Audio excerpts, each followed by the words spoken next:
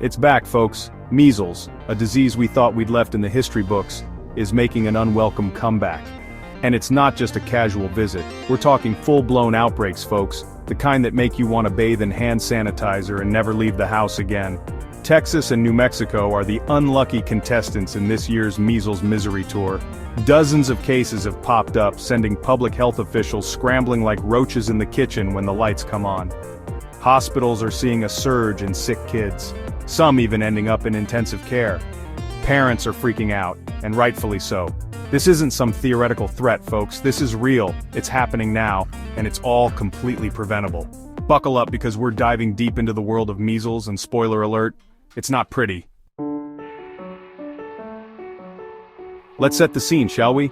Over in the Lone Star State, West Texas is taking center stage, specifically Gaines County. They've racked up a whopping 45 cases, making it ground zero for this measles mess, but don't think for a second that New Mexico is getting off easy.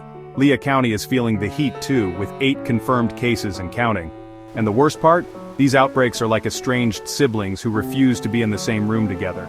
No direct link has been established between them, which means this thing is spreading like wildfire in dry brush. Families are being torn apart as sick kids are quarantined and terrified parents watch helplessly. Schools and daycare centers have become potential hot zones, forcing closures and sending everyone into a frenzy. It's a tale of 2 states, both grappling with the same preventable disease. And the common denominator, you guessed it, folks, low vaccination rates. Measles. Even the name sounds old-timey, like something out of a Charles Dickens novel. But this isn't some quaint illness from a bygone era. This is a highly contagious virus that can knock you on your ass faster than you can say herd immunity. We're talking fever, cough, runny nose, and the piece de resistance, a full-body rash that would make a leopard jealous. But hold on, folks, because it gets worse. Measles can lead to pneumonia, encephalitis, that's brain swelling in case you were wondering, and even death. Yeah, you heard that right. Death. You know those diseases your grandparents warned you about? The ones that ravaged communities before vaccines came along? Measles is one of them. We thought we had it beat, folks, but apparently measles had other plans.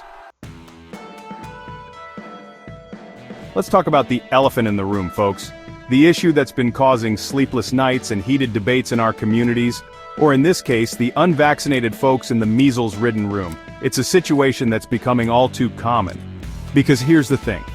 Measles outbreaks don't just happen in a vacuum, they are a direct consequence of our actions or inactions. They thrive in communities where vaccination rates are about as low as the approval ratings of a certain former president. It's a breeding ground for preventable diseases. And why are these rates so low, you ask? It's a complex issue with roots in various societal factors. Well, buckle up because we're about to wade into the murky waters of misinformation and fear-mongering. The internet is a double-edged sword, providing information and misinformation in equal measure. Some folks are hesitant about vaccines due to religious beliefs, which is their prerogative. These beliefs are deeply rooted and often hard to change. But then you've got the anti-vaxxers, those crusaders against Big Pharma who spread misinformation faster than a middle school rumor mill. They are vocal and persistent. They peddle conspiracy theories about vaccines causing autism or containing microchips. These myths are not just harmless chatter, they have real-world consequences.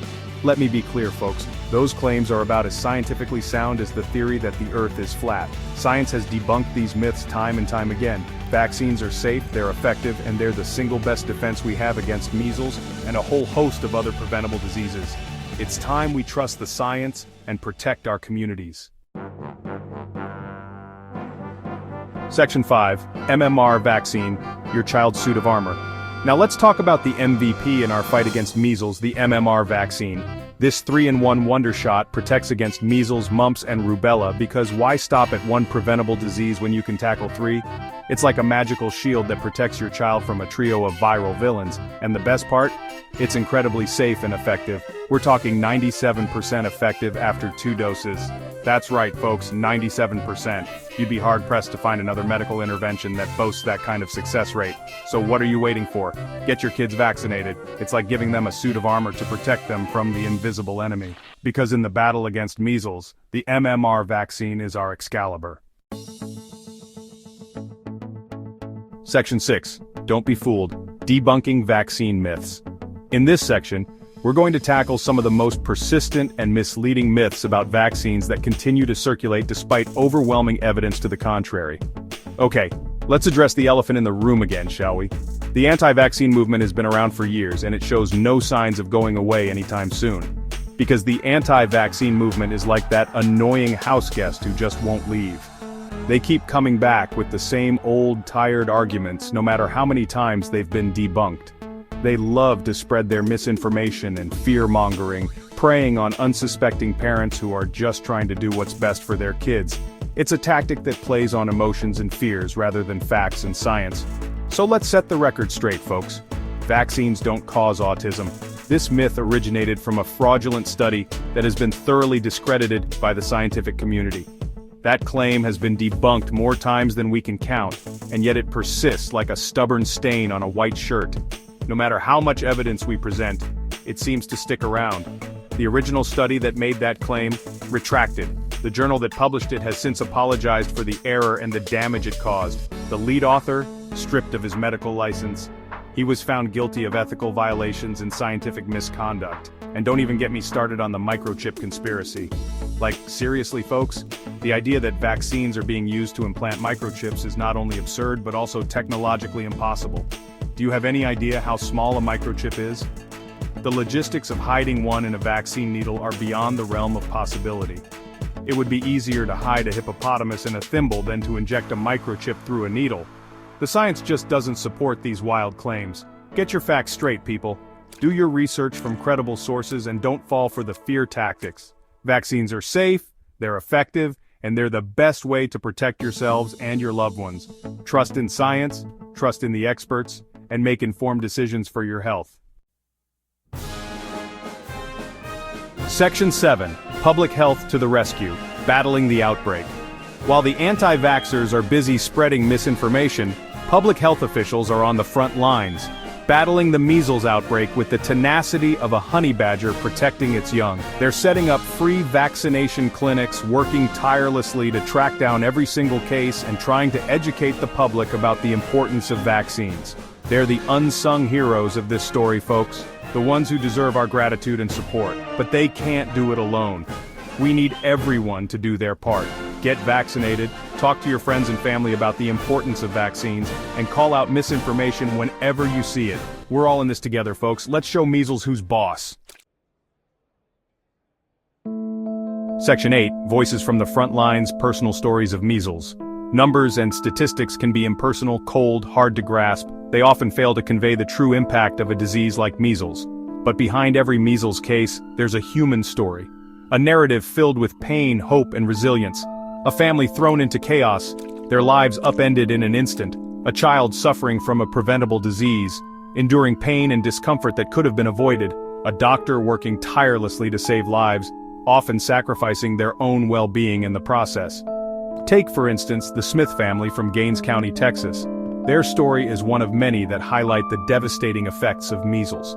Little Timmy, their 5-year-old son, contracted measles and ended up hospitalized with pneumonia. His condition was critical. He spent weeks in the hospital, hooked up to machines, fighting for every breath. Each day was a battle for survival. His parents, racked with guilt and worry, could only watch helplessly. They felt powerless, unable to do anything but hope and pray. Or consider Sarah, a nurse working in the pediatric ward of a New Mexico hospital. Her dedication to her patients is unwavering. She's been working around the clock, caring for a surge of measles patients, many of whom are too young to be vaccinated. The workload is immense. Many of these children are too young to be vaccinated, making them especially vulnerable to the disease. She's exhausted, both physically and emotionally, but she knows that her efforts are crucial. The stakes are incredibly high. But she keeps going because she knows that these children are depending on her. Her resolve is a testament to the human spirit. These are just two stories among many. Each one is a powerful reminder of the impact of measles on real people. Each one a stark reminder of the very real human cost of vaccine hesitancy. The importance of vaccination cannot be overstated. Section 9. Protect yourself, protect everyone, get vaccinated. We've covered a lot of ground, folks. We've talked about the measles outbreaks in Texas and New Mexico, the dangers of the disease, the importance of the MMR vaccine, and the misinformation spread by the anti-vaccine movement. Now it's time for the call to action. Get vaccinated. It's really that simple. Talk to your doctor, get your kids vaccinated, and encourage your friends and family to do the same. Vaccines are one of the greatest public health achievements in human history. They've saved millions of lives and continue to do so every day. Don't let fear and misinformation win. Choose science. Choose vaccines. Choose health. Choose to protect yourself, your loved ones, and your community.